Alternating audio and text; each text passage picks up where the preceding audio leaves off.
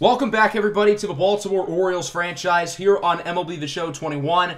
Today's episode is a bittersweet one. This is the series finale, the final episode of this series, and it has been a blast here at the Baltimore Orioles so far, but we've still got some work to do here in the series finale. We're going to wrap up the long-term simulation. We're going to finish everybody's careers, or at least all of the old guys who we had in the actual series itself. Once everybody retires, we will be finished. So we don't really have a specific number of seasons we're going to go. We're really just going to keep on rolling until everybody retires. Pretty much all of the players who were on the team during the actual series have gotten old, into their late 30s, some into their 40s, and all of them are really starting to regress pretty quickly. That is except for one player, and of course that is the ageless wonder himself, Louis St. John, who has been our best player throughout this series, and in the long-term sim, he hasn't really lost a step. He's been in the majors pretty much 15 seasons now, and he is still a 99 overall, nearing some pretty big milestones. He currently sits at around 2,500 hits, and he's 2 or 3 years away from breaking the home run record. And I expect him to be the all-time home run king. Who knows, maybe he'll become the all-time hits king. I think that's a little bit less likely, but it's possible. Something that's also not overly likely, but possible, is maybe St. John finishing with 1,000 career home runs. I know that's a little bit ludicrous, but he is 34 years old. If he can stay productive in his late 30s, then who knows? We have some other milestones we're going to be chasing with some other players as well as they wrap up their careers. I've noticed through past simulations, a lot of guys generally stick around until their mid to late 40s. So if that's the case, we might be here a while. So get your popcorn, get your drink, get comfortable, because we've got a lot of stuff to go through. I'm going to try to go through the off seasons and regular seasons quicker than the other long-term simulation episodes, just so we can move along. I don't want this to be a 5-hour video. So we do have a quick trade to open up the offseason. Ken Rosa going to the Astros for a really good pitching prospect in Omar Ibarra. We needed to clear up some money. Ken Rosa is about 31 years old, so I figured we should move on.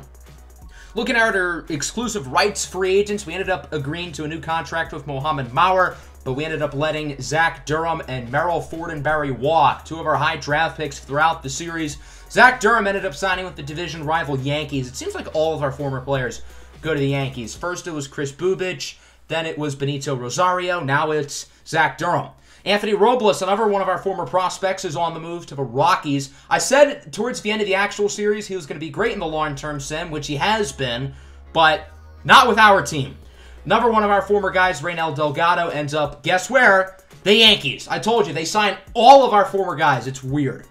We have another trade here with the St. Louis Cardinals, continuing to add to the fountain of youth, but we are still quite a bit under budget. We're about $8.6 million in debt.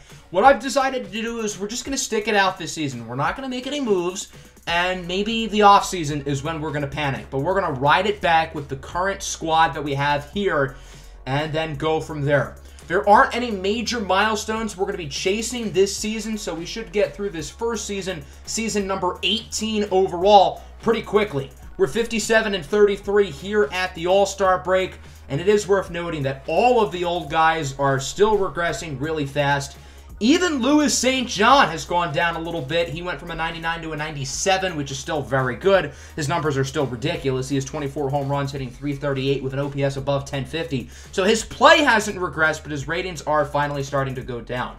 This year, we had a number of All-Stars, including Robin Bautista, who will be the starting pitcher. Zach Durham, our former catcher, made the team, along with Owen Garcia, Louis St. John, and Mohamed Mower. So we ended up finishing with 4 All-Stars this season. Louis St. John is the only player who was on the original team who made the All-Star team, and pretty much all those older players like Rutschman and Bowman, I don't really see them making an All-Star team in the future, barring something crazy. So we're going to move to the end of the season now. I told you guys we were going to move for the year quick. We ended up with a record of 94-68, taking home multiple awards, including another MVP for Louis St. John. That's his 8th of his career, which officially passes Barry Bonds for the most MVPs in a single career ever. So major shouts out to Louis St. John, who had another ridiculous season, and he is now the all-time leader in MVPs. He's actually won 6 in a row, believe it or not. Robin Bautista ended up winning his 2nd consecutive Cy Young as well. Nobody in this series on our team has gotten more than 2 Cy Youngs. I believe the only other player with 2 is Shane Bieber. So we'll see if Bautista can make it a hat trick. It seems like some of the old guys are still producing at a decent level. Heston Kjerstad, Julian Starnes, and Cosmo Cruz all had pretty good seasons this season, along with obviously Louis St. John. As we look at our opponent here in the ALDS, it's the Kansas City Royals, who still have former Oriole Matt Thompson, who's still a fairly productive player, as an 84 overall. We started the series off pretty rough, down 2-0, and we end up getting swept. So that's kind of unfortunate, as the Cubs defeat the Athletics in the World Series. 2 of the 4 teams I am, of course, considering for my MLB The Show 22 team, which, if you've not voted on the poll already, I highly recommend you do that. A number of players relevant to the series retire. One of the interesting ones is Julio Lantigua. He was never in our organization, but he's relevant because this was the player we almost drafted instead of Louis St. John. Lantigua was a good player, mainly for the Philadelphia Phillies, but I think it's fair to say we made the right decision with Louis St. John.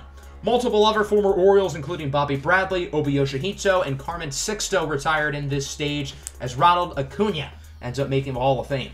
So we've got some contract stuff to sort out. My new strategy here is with all the old guys, we're going to give them 2-year deals. They're going to be backloaded, meaning more money is on the second season, but it's going to be a team and player option. We're going to decline the option every year, and we're going to give them less money as they continue to get worse. Think smarter, not harder, fellas. We have a trade here with the Tigers, adding some younger prospects, trading some older guys away. Unfortunately, we did actually lose one of our better players, Chester Herrera. I guess I forgot to give him a contract, which isn't particularly ideal. I could have gone back and redid it, but I figured it's not that big of a deal because we do have plenty of talent in the outfield with Mower, Bowman, and St. John. So that brings us to the second season of the day, the 19th season overall. We are now positive when it comes to the budget at around $4.5 million. So by letting some guys walk, we ended up clearing more than enough money. We're going to simulate now to the All-Star break. Again, we don't have any major milestones that we're going to be chasing this season. Unfortunately, we did get a pretty big injury to third baseman Owen Garcia, who tore his ACL, ending his season. He was an All-Star last year.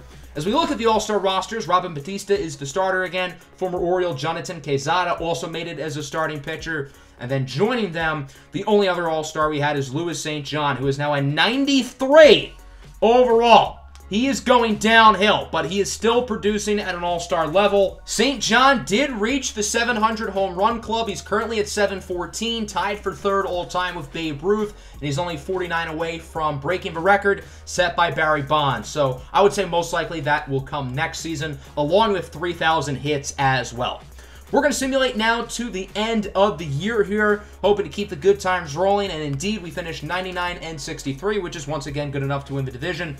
Louis St. John takes home MVP number 9, so he adds another one to the collection, now a 91 overall. His rating is dipping quite a bit, but he is still in a good spot when it comes to his milestones. Again, he's going to hit 3,000 hits next season, probably pretty early on in the year, and then he should break Barry Bonds' record as well this upcoming year. As we take a look at the team stats, again, the old guys are really not producing very well. Guys like Xavier Edwards, Adley Rutschman, they are now pretty much liabilities, but I want to keep playing the old guys. I want to get their numbers as high as possible. Mohamed Mower as well is also really regressing quickly, which is certainly unfortunate to see. So here are the Detroit Tigers. They're an interesting squad with a number of our former players, including Jose Veras, Darren Reyes, and Andres Chavez, who we traded to them this past offseason.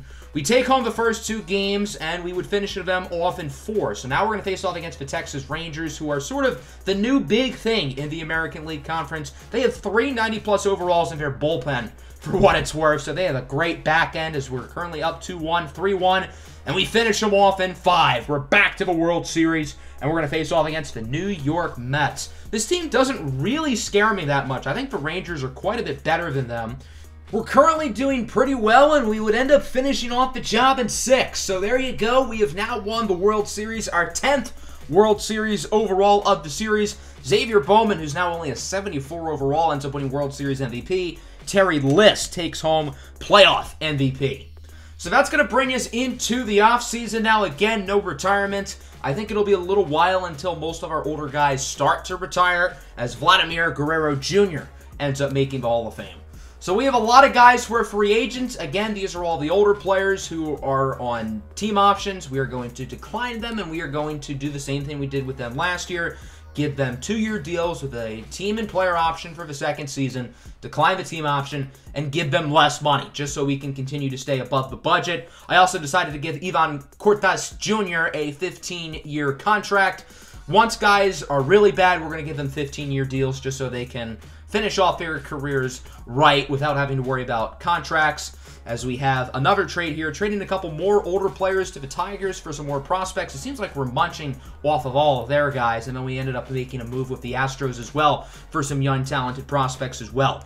So that brings us to the third season of the day, year number 20 overall of the series. So pretty much we have won about half of the World Series so far. We are 10 for 19. Hopefully we can keep that going here. We do have some pretty big milestones coming up. Louis St. John will get 3,000 hits this season. He should break Barry Bonds' home run record as well. We will be there for when he breaks the Barry Bonds record. I want to actually hit that home run and do it ourselves. So once we get to that point, I'll show you guys what that's going to look like. So I actually ended up getting offered a trade around the draft, and it was for Matthew Thompson. So I figured, you know what? Why not do it? So Matthew Thompson is back with the Orioles, which is kind of cool. He is now going to be our 5th starter, I believe, as we are 56 and 33 here at the All-Star game. As we take a look at the All-Stars, Seth Shipley makes it for the first time in his career. Former Oriole Philip Kovalesky made it as well. Louis St. John, of course, made it in the outfield. He has officially reached 3,000 hits, so congratulations to LSJ for breaking that milestone. He did it on May 23rd against the Yankees. His first hit in this game was number 3,000. He had 2. One of his hits was a home run. So hopefully his 3,000th was a home run. But if not, it's not that big of a deal. At least he ended up getting the milestone. So now the focus with Louis St. John is becoming the all-time home run king. We ended up simulating here to early September. He has officially hit 762 home runs in his career, tying Barry Bonds for the most in Major League history, and he's going to look to break the record today here at home on September 7th, 2040 against the Seattle Mariners. So what we're going to do is we are going to player lock with him, and we're going to keep getting at bats until he hits a home run. Maybe we'll do it this game. Maybe it'll take 5 or 6 games. Who knows? First at bat of the day. This one is hit high and pretty deep in the right field. This one actually is a chance. Back at the track, at the wall. It's gone. Louis St. John is Major League's new home run king. 763 as he's going to touch them all. Everybody charges out of the dugout. Baseball fans rejoice as now the home run all-time leader no longer has an asterisk next to their name. Louis St. John gets dogpiled here at home plate for maybe the most impactful and influential home run of his Major League career. Whoever caught that ball in right field just made themselves a lot of money. Cooperstown is going to pay them a bag for that baseball, as that one goes 380 feet into shallow right field. Great swing. I did not think we were going to do it on the first at bat. There you go. It's the Seattle Mariners. They all come out of the dugout showing him an ovation. He's going to lift his helmet up to the crowd. I honestly got chills watching this play out. I know it's a video game, but I literally had goosebumps seeing him go out of the dugout, show to the fans, and seeing the Mariners show him respect. We ended up winning the game 5-1. St. John had a pretty good game going 3 for 5, of course, with home run number 763 of his career. As we win 103 games on a regular season. Louis St. John does not win the MVP for the first time in 7 years. He finished 2nd place to Anthony Medina. They ended up having pretty similar stats, so I guess you could go either way. Medina certainly had him in terms of home runs, so at the end of the day, I get it. Maybe it's voters' fatigue. They don't want to give St. John MVP number 10 quite yet, so hopefully he'll be able to do that next year. And now that he's in the 80s, he is starting to run out of chances. So our first round opponent here will be the Oakland Athletics. We have played against them very often throughout the playoffs over the 2030s, now here into 2040. They still have Jonathan Quesada, who is still quite a productive pitcher here at 36 years old. The former Oriole still playing well with the Athletics as we are struggling, but After being down 2-0, we would win the next 3 games. We are now in the ALCS, facing off against a team we faced off against last year and beat, the Detroit Tigers, as we are in a pretty close series. We ended up winning in 6, and now we have a rematch here at the New York Mets, who we beat in 6 games of a World Series last year, looking for our 2nd straight championship and our 11th World Series overall. We started off pretty rough, down 2-0. Now we have a Game 7. Oh boy, we ended up winning 3 of 4. So now here in the 7th game, it's down to Omar Ibarra facing off against Damon Hennessy, as we're currently tied at 2. A very close game. Both offenses have really struggled the past few innings. We'll see if either side can break forward here in the 8th inning. And sure enough, Louis St. John hits a solo home run to put us on top. In Game 7 of a World Series, our best player and the new home run king comes up clutch. Jeremy Anthony is in for the save, and the Orioles have now won our 11th World Series of the series. We are 11-0 all-time of a World Series. Terry Liss takes home the World Series MVP. Louis St. John wins his 4th career playoff MVP as we continue to look at some of the retirements. Kobe Mayo, Hans Kraus, Matthias Hundertwasser headline the former Orioles, who are going to call it a career. No Hall of Famers. So as we look at the free agency class, we've got a few big players, including Seth Shipley and Robin Bautista, both of whom I want back. We ended up letting Esteban Salas go. He's been really regressing the past couple of years, and since he wasn't one of the players in the actual series, I don't have as much emotional attachment to him. Pretty good free agency class led by the MVP winner, Anthony Medina. As you can see, we're only $63 million above the budget. So we've kind of got some tough decisions to make as Medina leaves the AL East, joining the Miami Marlins. So what we had to do is we had to trade one of our 2 great pitchers. The question was Seth Shipley or Robin Bautista, and then I ended up trading Bautista. He is 5 years younger, but his rating is going down. He is trending downwards, whereas Shipley is trending upwards. So we ended up getting, hopefully, our new ace for the future in Ken Agee, who is really good, really young, and he is probably going to enter the rotation right away.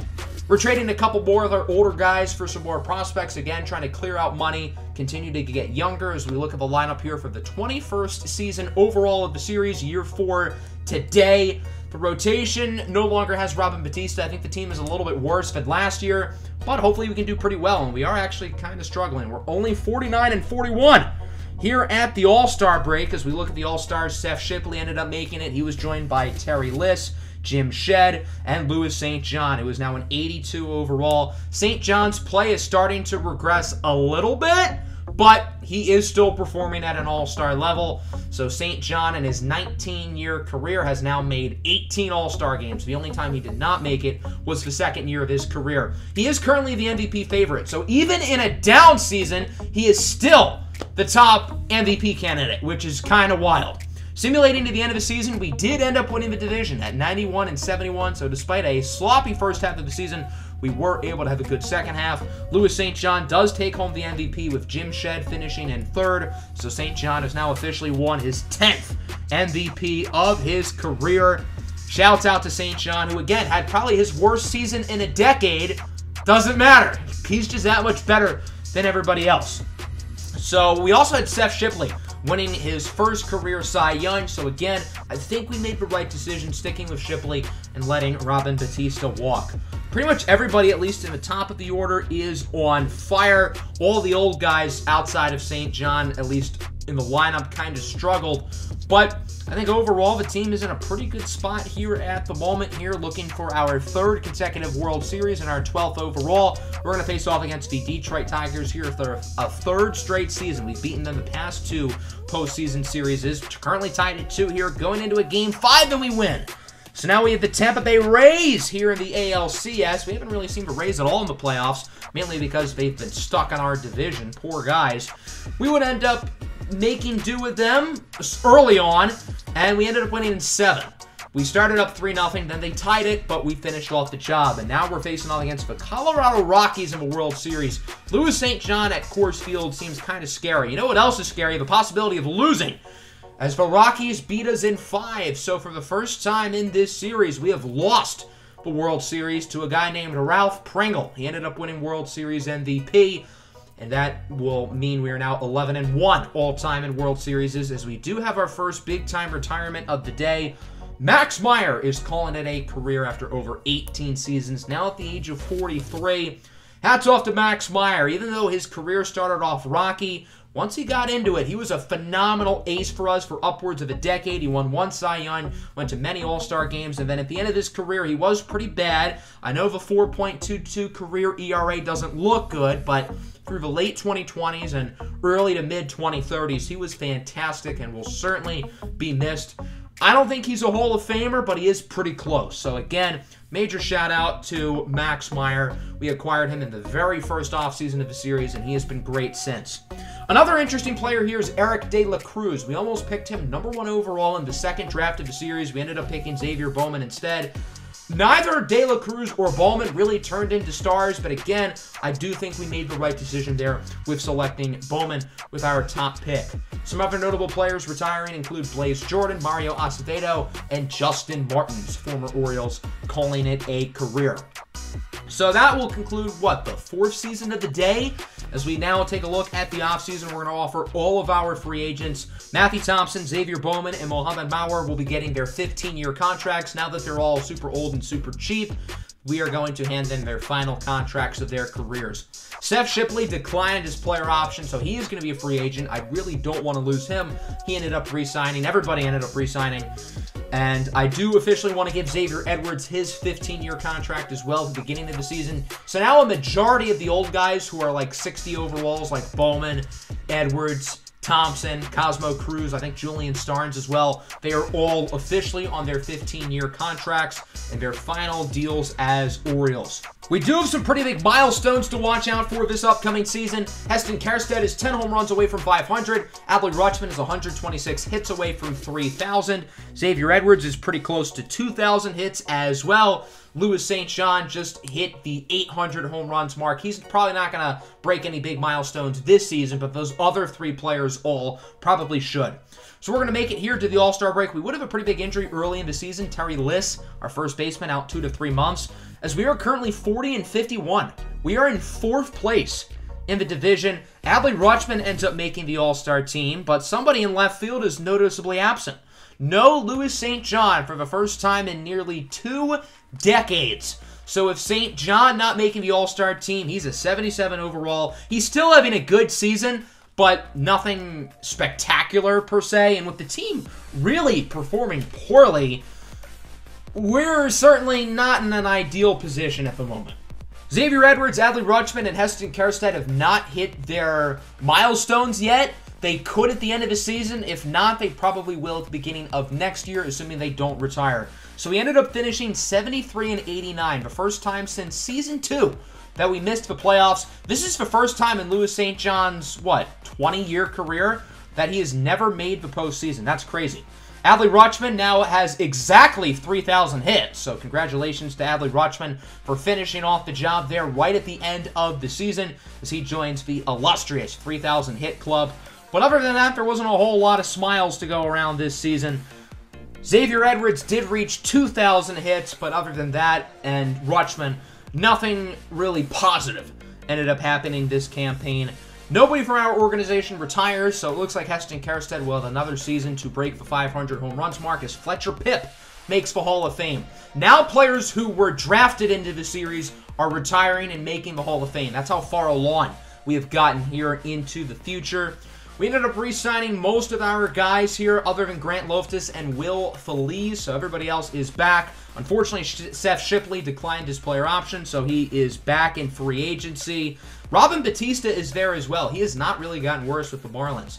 So I don't want to give Shipley a super long-term deal, but unfortunately, he is not coming back. He signs a 4-year deal with the Arizona Diamondbacks.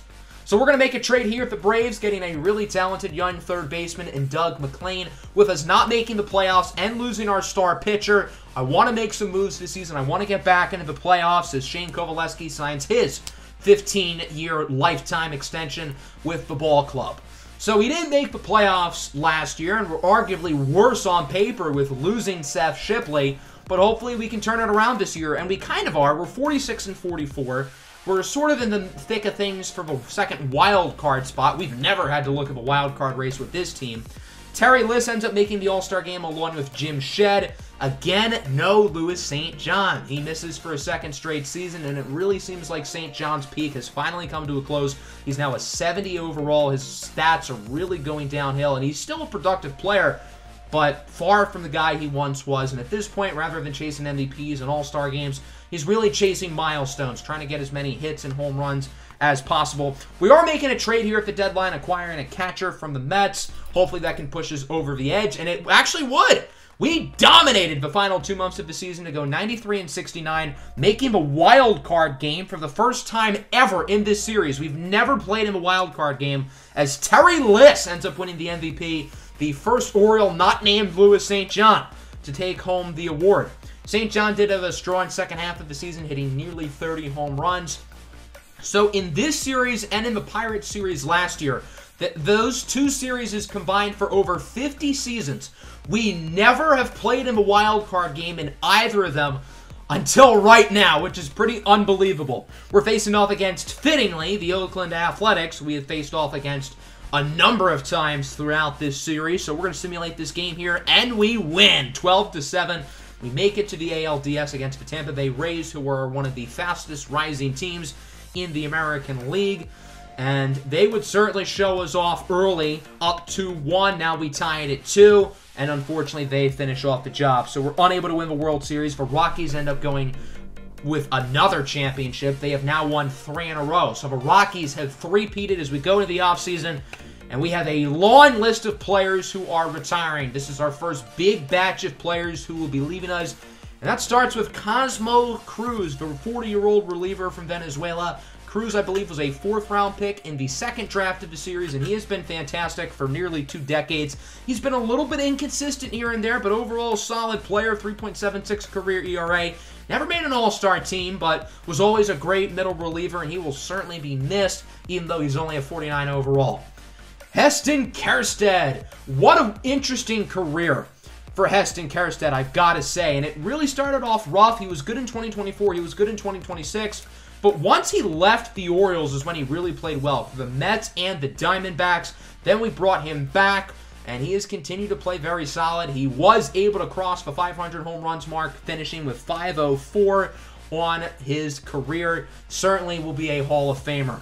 Mower is also done after 15 seasons. We drafted him, I believe, back in year number 3 of the series. I want to say, was he our 1st-round pick? He might have been. Either 1st or 2nd. I'm not 100% sure, but he's been a great contact hitter. In his peak, he was fantastic, hitting 350, 35 home runs, over 2,000 hits as well. Probably not a Hall of Famer, but a damn good player who will be calling it a career. So 3 of our older players who were on the team in the actual series, Cosmo Cruz, Kesten Hero, and Mower are all done. The first player ever to be drafted in this series, Thurman Voilo, also retiring, as Kesten Hero does make the Hall of Fame. Our first Hall of Famer of the series, 261 career average, 2,500 hits, 504 home runs, 1,500 RBIs. Hats off to Kesten Hero for a fantastic career and the first of hopefully multiple Hall of Famers coming from our team. As we look at free agency here for what? Are we in the 6th season of the video? I've lost count at this point. I don't even remember. But we're going to have a pretty quiet offseason. We would end up trading reliever Jeremy Anthony. However, he has regressed quite a bit. We needed to clear up some money. So he is headed to the Washington Nationals, staying in the Maryland area. So this is what the lineup looks like. We don't have a ton of our older guys left, with Cosmo Cruz, Kesten Hero, and Mower all leaving us. We don't have that many guys left. However, we still have quite a few to go over, as we are 53-37, first place in the division here at the All-Star break. We ended up having 3 All-Stars, including Louis St. John. So St. John is not quite done yet, even though he's starting to get older. Still ends up making the All-Star team in his age... Is he 40 yet? I'm pretty sure he's 40 by now. In his age 40 season. So now we're going to simulate here to the end of the season. We ended up 92-70, again winning the division, taking home a few awards, but nothing overly substantial as we look at the final stats. St. John finished with 31 home runs on the year, continuing to get closer and closer to that big 1,000. The pitching as well was pretty solid too. We haven't won the World Series in 3 years. It's been a little while since we've gotten there, so hopefully this can be the year to do it. We're going to face off against Cleveland here in the first round. These guys really don't scare me. Their rotation is not good. Their lineup is pretty bland too, so I think we should have no problem with them. And we ended up beating them in 4. Now against the Rangers here in the ALCS, the Texas Rangers have been good really the entire video. So hopefully we can get through them as we win the first 2 games on the road. And we will, looks like, head to a Game 7 and we win. So now we are headed to a World Series to face off against the Chicago Cubs, who have had quite a bit of success in the National League through the past few seasons. They are a pretty decent team. I don't think they're as good as the Rangers, however, so I think we can beat them. But that might not happen. We are headed to a Game 7 and we lose. So the Chicago Cubs have won the World Series. And that's now 4 consecutive seasons without a World Series for us. We are now 11-2 all-time in the World Series. That's the same record that the Pirates had in the World Series in that long-term sim, 11-2. So we have 4 more big-time retirements this offseason, starting with Xavier Bowman. Bowman, at 40 years old, is super young compared to everybody else retiring, but I guess he's had enough, and you can't really blame him. Bowman was the #1 overall pick in the Season 2 draft, and he never did turn into a star. He only made 1 All-Star game in his career, but he's just been a consistent, really good player, and you certainly can't get upset with that. 2,426 hits, 273 home runs. Career average of 254 seems kind of low, but that did go down quite a bit towards the end of his career. Now we got Kesten Hero, who we only had through a few seasons, and he was very good for us. His peak was really with the Cincinnati Reds, where he was phenomenal with them. Came back to us. I wanted to make sure he'd get 500 home runs. If I knew he was going to stick around for another 6 or 7 seasons, I would have had him play in the majors, but oh well, it is what it is. Julian Starnes, I think, will go down as the most underrated player in this series. Starnes has been in the bullpen for 21 seasons now, and he has been fantastic. Starnes is 2nd all-time among relievers in innings pitched. We drafted him to be the future closer, and he never did become that, but he was a perfect middle reliever. He had to have made 7 or 8 All-Star games, pitched 100 innings in a season multiple times. He's not going to make the Hall of Fame, but I honestly think he should. Matthew Thompson is the last retirement this year. Thompson never truly developed into the ace that I thought he would, unlike Max Meyer. He got paid ace money by the Royals before coming back here. Even though he never was an ace, he almost had 3,000 strikeouts, so a fantastic career for him. Some other notable retirements, including Jonathan Quezada and Ken Rosa, a couple of our former starting pitchers, Jose Veras as well. So a major shout out to Xavier Bowman, Kesten Hero, who unsurprisingly makes the Hall of Fame, along with Matthew Thompson and Julian Starnes on fantastic careers. I think Starnes and Jonathan Quezada should have been Hall of Famers as well, but it is what it is. As we move to the offseason, this is now the 2045 season that we will be entering, the 25th season overall of the series, and what would this be, like the 8th season of the day, I think? We're getting a really good outfielder from Cleveland in Isaac Ballard. I'm surprised they gave him up for so little. And a very good first baseman from Tampa Bay named Will Dennison. We are really reloading the core here, but we still have quite a few of the veterans left. With 4 guys retiring in the offseason, we don't have many, however. The only ones left are Adley Rutschman, Xavier Edwards, Ivan Cortez Jr., Louis St. John, and Shane Kovalesky. Those are the final 5 players from the original teams. So we are 49-40 at the All-Star break, a game and a half back of the second wild card spot. We're well in the thick of things for the division race, as well as Doug McLean and Jim Shedd, along with Rico Cabrera, end up making the All-Star game. So we ended up having 3. None of the older guys, unfortunately, ended up getting in. Louis St. John is now a 60 overall, and I don't really think he's going to regress that much further. So this is what his skill set's going to be for the rest of his career, and since he still has his good hitting ratings and is now over 900 career home runs, assuming he sticks around for another probably 3 to 4 seasons, 1,000 career home runs no longer looks like a pipe dream. It actually looks pretty realistic if he can keep up at this 20 to 25 home runs per season pace. We ended up winning the division. It seems like our team always produces better in the second half of the year. St. John finished with 25 home runs, so if he has 3 more years of that, he will hit the 1,000 home run mark by the end of his career, which is just mind-blowing to think about. I never thought he'd even be close to this point, but It looks like that might actually happen.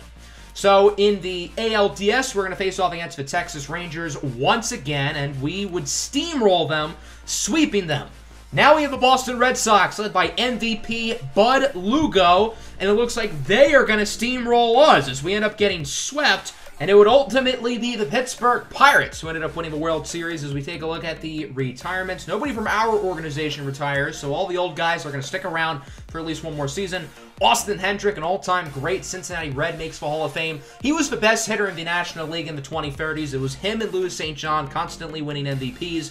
Speaking of St. John, his albatross of the contract is finally over, so we will now give him his 15-year lifetime extension. I thought about accepting the team option, even though it was for a ridiculous amount of money, but we had so many guys as free agents, including Omar Ibarra, who's going to leave for the Athletics. Everybody else would stick around, but we would have lost a really key player had we accepted the team option for Louis St. John.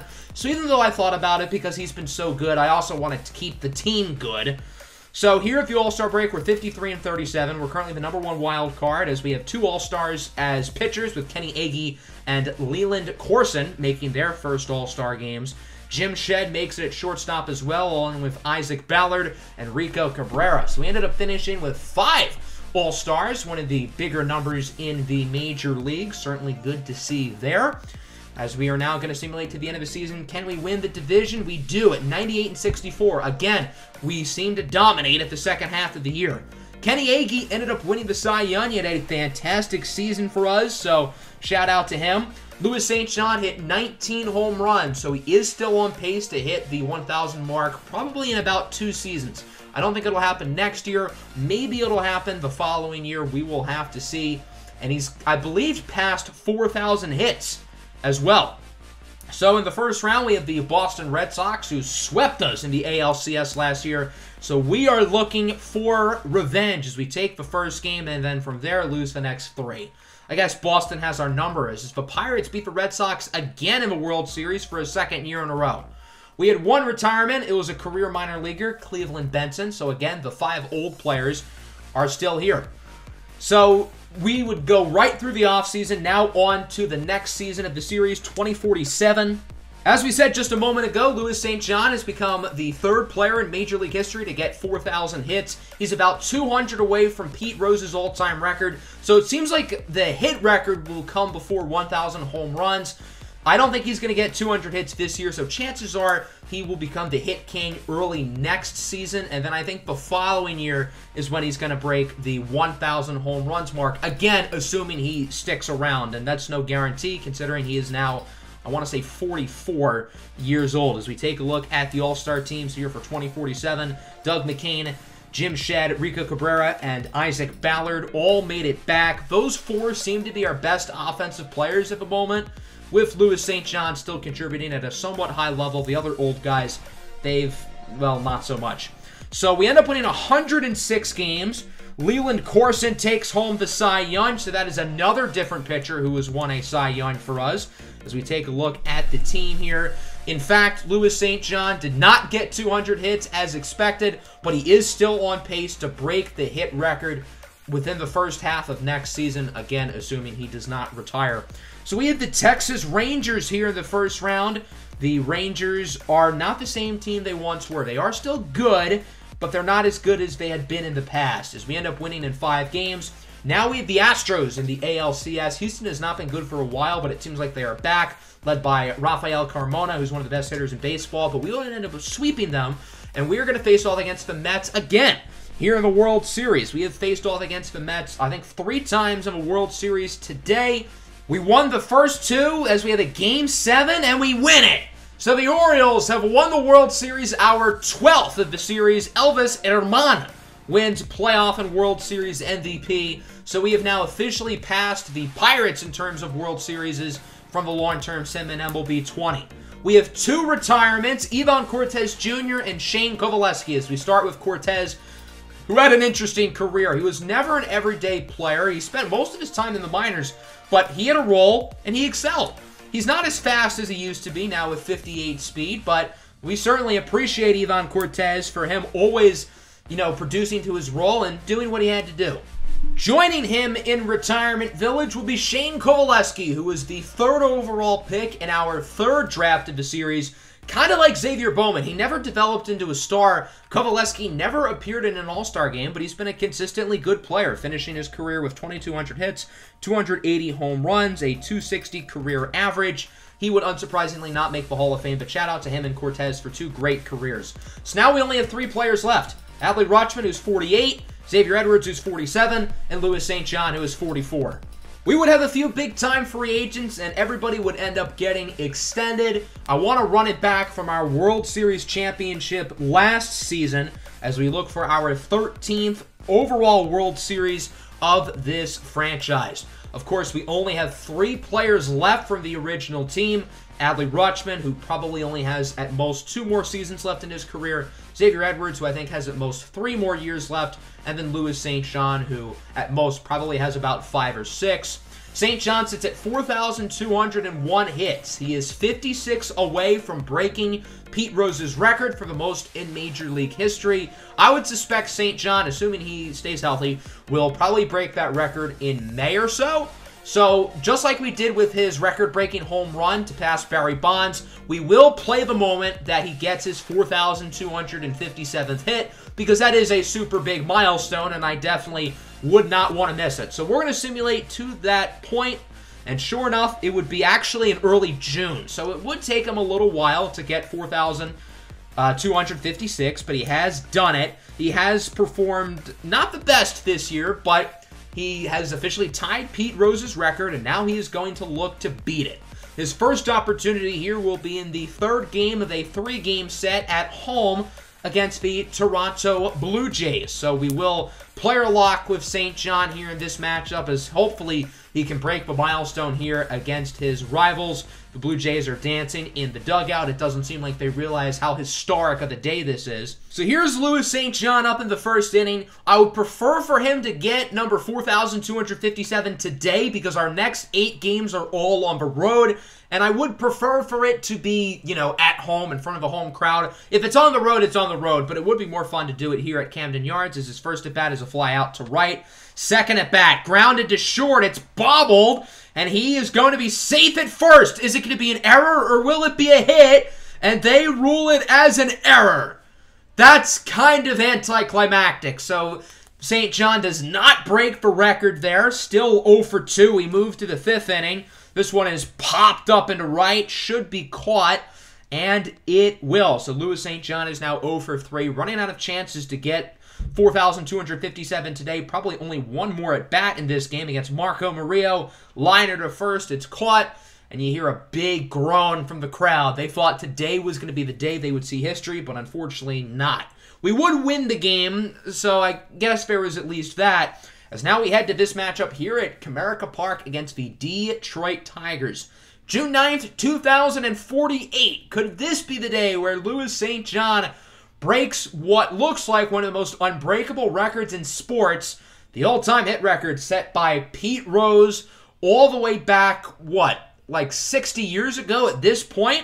So St. John comes up here in the 1st inning, facing off against Oliver Uribe. Comerica Park is a pitcher's-friendly park, keep in mind, but that's more so for home runs rather than regular base hits, as this one goes into the gap, and it's going to drop. 4,257 hits for Louis St. John. He sets a new Major League record, passing Pete Rose, and is the all-time hit king in Major League Baseball, waving to the crowd, getting a loud ovation. The Detroit Tiger fan base showing him some well-deserved respect.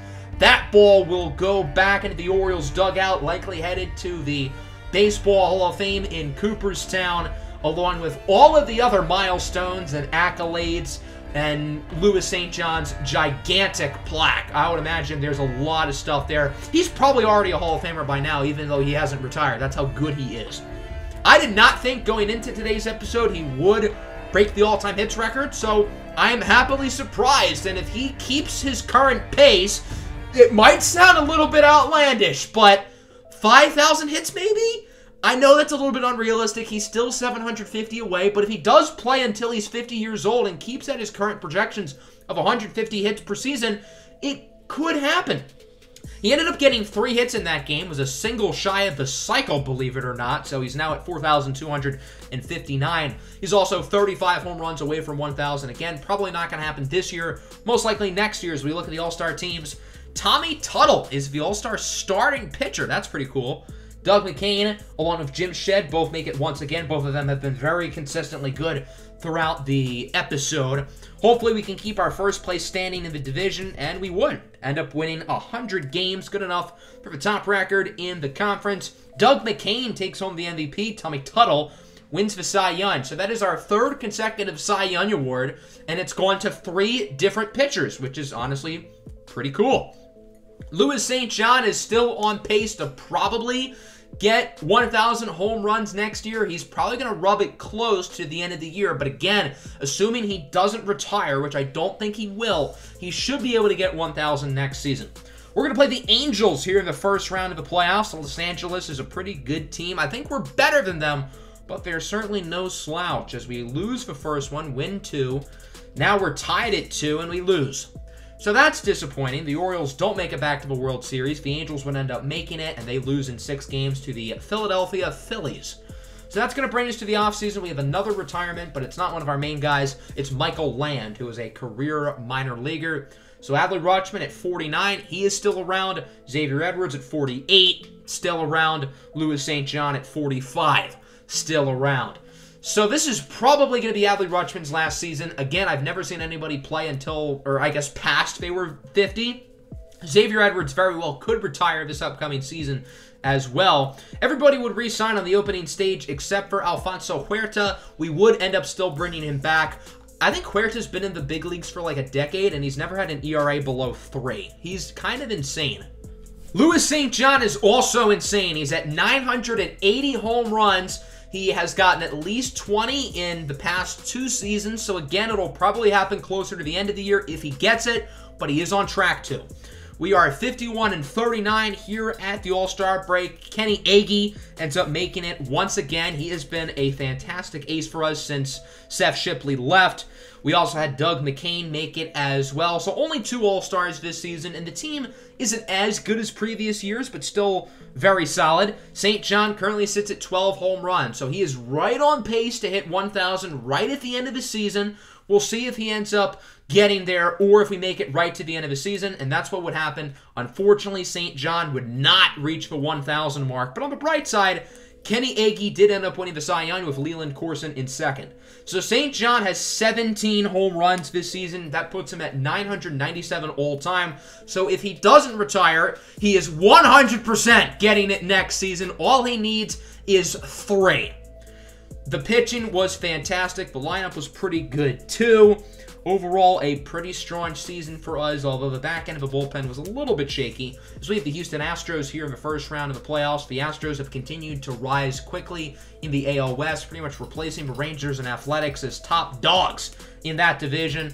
Currently tied at 2, and we lose. We were up 2-0, and we lost the last 3 games. The Red Sox end up defeating the Phillies in the World Series, so congratulations to Boston, as we do have 3 retirements, but it's not Louis St. John, it's not Xavier Edwards, and it's not Adley Rutschman.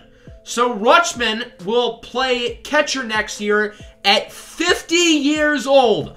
I have never seen this in MLB The Show sim before, but Adley Rutschman is not done.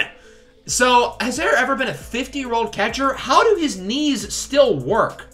I don't get that. How can your knees withstand that for 30 years? Remarkable. We have a lot of guys who are free agents, and unfortunately, Kenny Agee, our Cy Young level pitcher, has left. He signs a 10-year deal with the Mariners. So we need a new ace, and it's a familiar name, Robin Bautista with the Miami Marlins. So I said Bautista was going to go down once we traded him. He has not. He has been a fantastic starter for the Marlins for like a decade. It was still a good trade because we got Kenny Agee, who's been great, but now that Agee's gone, we get Bautista back. It all kind of comes full circle. So as we talked about earlier, Louis St. John sits at 997 home runs. He will pass the 1,000 mark this season. It's not a matter of if, it's a matter of when. And 6 games into the season, he already has 2.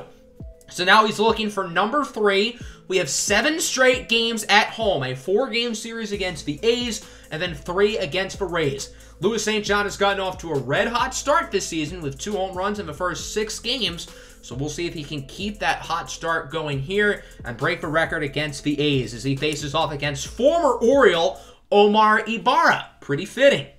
The A's are pretty bad, certainly not the same team they once were as St. John lines it into left, caught for the first out of the inning. I imagine the left field seats had to have costed thousands of dollars because this is literally a once-in-a-lifetime opportunity to catch a player's 1,000th home run. This has never happened before in Major League history, nor do I think it ever will. Fifth inning, 2-0 ball game. St. John grounds it to short. He is currently 0 for 3 on the day. Nothing close to a home run yet. So he hasn't quite been able to get there. Now we move to the 8th. Marco Velasco in. St. John strikes out on the off-speed pitch, down and away. So now we head to the second game of the series. Robinson Atkins, a 24-year-old, is starting. Atkins was not born when Louis St. John made his Major League debut. It is Jackie Robinson Day, for what it's worth, as we're now in the 3rd inning. Runners on first and second. 2 away! A bomb into left field, and a no-doubter. Even at 46 years old, Louis St. John will show some style with the bat flip, trotting around the bases for his all-time leading 1,000th home run of his career. Nobody in Major League history has ever reached 1,000 home runs. Nobody ever will reach 1,000 home runs unless your name is Louis St. John and you're just built different. I'm happy it was a no-doubter as well. We got to see a bat flip for the big 1,000. And this means he is 238 home runs now past Barry Bonds for the all-time record, a 405-foot beauty into left field on Jackie Robinson Day 2, which is pretty cool. Unfortunately, we lost the game, though. The 3 runs off of that home run were the only 3 runs our offense drove in. So St. John is now at 1,000 home runs. That feels weird to see. I would have never expected him to get that many in his career, but here we are. So we're not even simming through the All-Star break. We're just going to go to the end of the season. I want to move quicker and quicker as we would go 90 and 72 on the year. St. John finished with 19 home runs, so that puts him, I believe, at 1,016 home runs all time. The team wasn't outstanding, but 90 wins and another division title certainly isn't too shabby. We have the Royals here in the ALDS. We would end up losing. The Royals lost to the Cincinnati Reds in the World Series. As we look at the retirements, Xavier Edwards at 50 years old will officially call it a career. In the 3 seasons we had him during the actual series, he never really stood out, but late in the 2020s, early in the 2030s, he was Mr. Clutch in the playoffs. He won 3 consecutive World Series MVPs in that span, and overall was just a really solid player for us. I don't think he ever made an all-star team, but he did finish with 2,572 hits, 246 home runs, and a lot of gold gloves. Sub 250 career average, but again, that's largely because he was pretty bad towards the end. Bruce Underwood is a Hall of Famer. His career was especially impressive because he made the Hall of Fame, and I had no clue who he was until I saw his name on the Hall of Fame thing. So, good for Bruce, even though I had never heard of him until then. So, we ended up bringing pretty much everybody back. We made a small trade, trading away Tommy Tuttle for a young guy, and we're also going to acquire a talented shortstop from the Marlins to essentially replace our good pal Xavier Edwards. So Adley Rutschman is still kicking at 51 years old. Louis St. John still around as well, as we ended up having another pretty solid season. Of course, Will Dennison, the one player we let go, ended up winning the MVP award in his first season away from us with the New York Yankees. I told you, everybody we let go have signed with the Yankees. It's really weird. We have the Angels here in the first round, and we would end up winning. So now in the ALCS, we have the Detroit Tigers once again, and we're struggling early, but we would win 3 in a row at home, but we would lose all 4 road games. The Tigers would end up losing the World Series to the Philadelphia Phillies. So in retirements, we had a few players, including John Span, who was a 16-year stud for us. He never made his debut until 2035, so it's really weird having players who debuted that late who are so old. However, the big one here is, of course, Adley Rutschman, who finally retires at 52 years old after over 30 seasons in the big leagues. His first 3 seasons aren't even showing up on the bottom. That's how long he played, because he made his debut in 2021, but it only shows 2024 and up. Rutschman was a fantastic player. 3,703 hits, which is among the tops all-time. Definitely in the top 10 all-time in hits. I don't think that's top 5, but it's close. 440 home runs, 1,700 RBIs, only a 250 career average, but again, largely because of the end of his career. He had to have made close to a dozen All-Star teams, I would say. Probably not that many, but certainly a lot. An unbelievable career for Adley Rutschman. He makes the Hall of Fame along with Anthony Medina. So that means we only have one player left. 48-year-old Luis St. John. It's fitting that he's the last guy we have left because he's been the face of this series. He's been the face of this organization, and he's going to be the player we finish out with.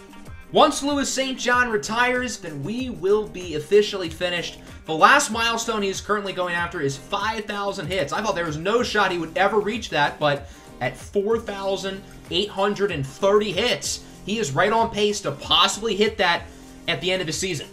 So we ended up only making it here to the All-Star break, and there's a specific reason why. I've got something to show you guys, and it's pretty cool. At 48 years old, Luis St. John made the All-Star team. 19 home runs, 61 RBIs, hitting .290.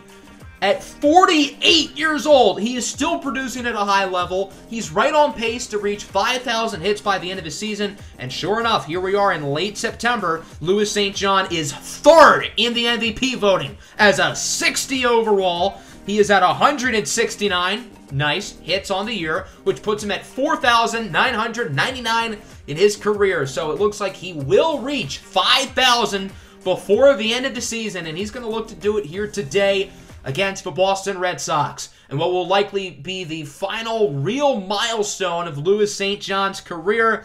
He's going to do it on the very first at-bat of the game, a single into right center field. That'll actually score a run, so it's an RBI for the all-time RBI leader as well. His 5,000th career Major League hit. That will never be done in the history of baseball, and he did it. We ended up winning the division once again. St. John did end up finishing third in the MVP vote, which just still blows my mind at 48 years old. In the first round of the playoffs, we had the Seattle Mariners as our opponent. We swept them. Now we have the White Sox in the ALCS, and we would struggle. Ended up losing in 5. The White Sox lost the World Series in 7 games to the Arizona Diamondbacks. Luis St. John would not retire, so he is now 49 years old next year. Unless he pulls off an Adley Rutschman and sticks around in his 50s, I pretty much went into this season thinking that it would be his last season.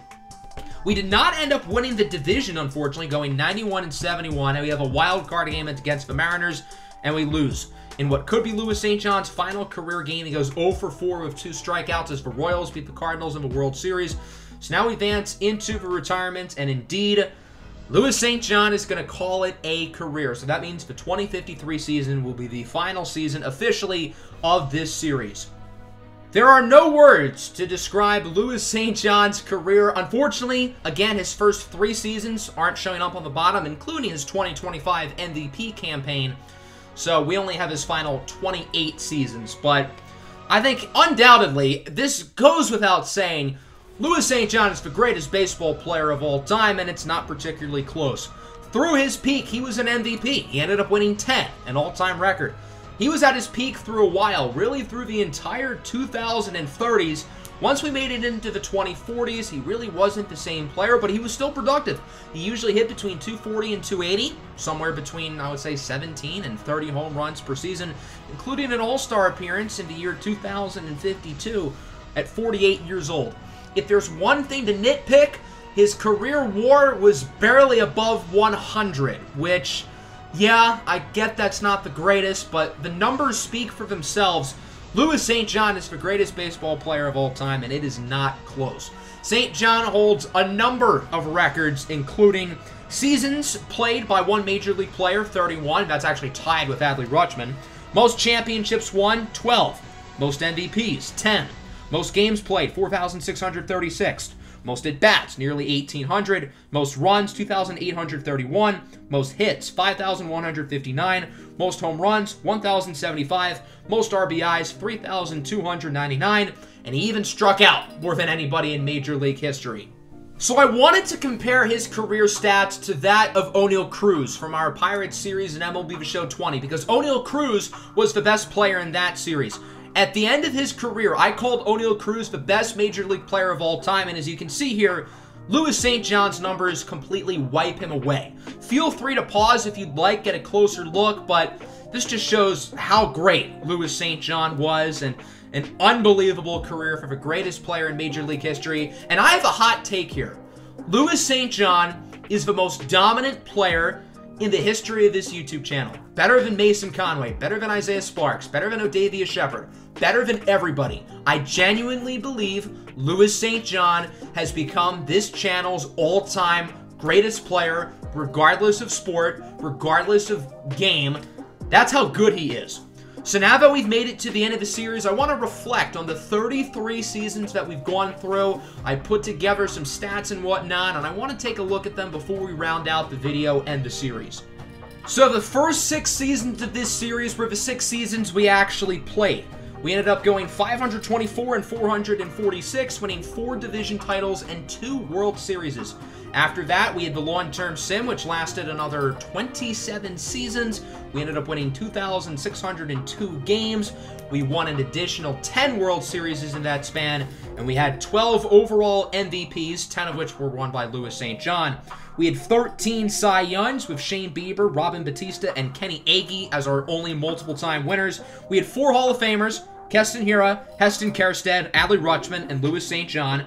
2 members of the 3,000 Hit Club, and 3 members of the 500 Home Run Club.